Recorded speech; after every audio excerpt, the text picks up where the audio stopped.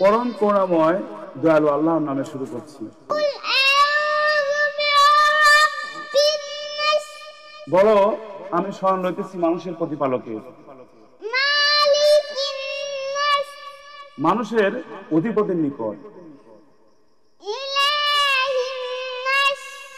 মানুষের ইলাহের নিকট,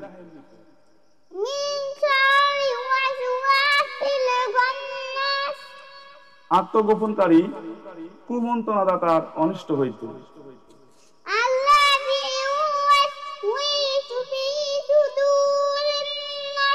যে কুমন্ত্রণা দেয় মানুষের অন্তরে,